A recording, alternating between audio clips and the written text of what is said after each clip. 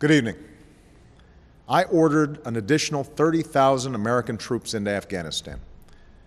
When I announced this surge at West Point, we set clear objectives: to refocus on al-Qaida, to reverse the Taliban's momentum, and train Afghan security forces to defend their own country. I also made it clear that our commitment would not be open-ended and that we would begin to draw down our forces this July.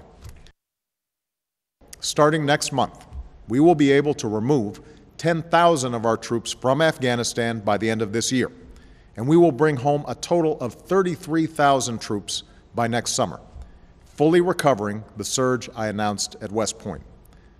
After this initial reduction, our troops will continue coming home at a steady pace as Afghan security forces move into the lead.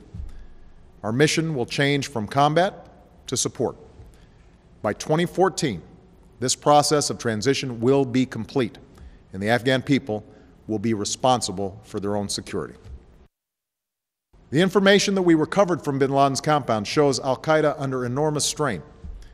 Bin Laden expressed concern that al-Qaida had been unable to effectively replace senior terrorists that had been killed, and that al-Qaida has failed in its effort to portray America as a nation at war with Islam, thereby draining more widespread support.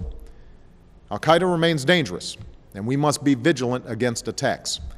But we have put al-Qaida on a path to defeat, and we will not relent until the job is done.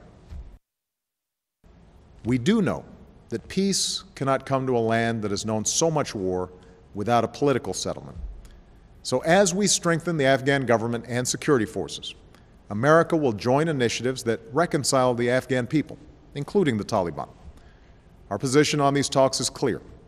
They must be led by the Afghan government, and those who want to be a part of a peaceful Afghanistan must break from al-Qaida, abandon violence, and abide by the Afghan Constitution. But, in part because of our military effort, we have reason to believe that progress can be made. We won't try to make Afghanistan a perfect place. We will not police its streets or patrol its mountains indefinitely.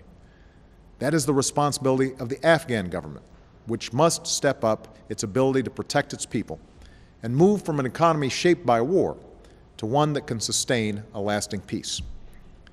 What we can do and will do is build a partnership with the Afghan people that endures, one that ensures that we will be able to continue targeting terrorists and supporting a sovereign Afghan government. Tonight, we take comfort in knowing that the tide of war is receding. Fewer of our sons and daughters are serving in harm's way. We've ended our combat mission in Iraq, with 100,000 American troops already out of that country. And even as there will be dark days ahead in Afghanistan, the light of a secure peace can be seen in the distance. These long wars will come to a responsible end.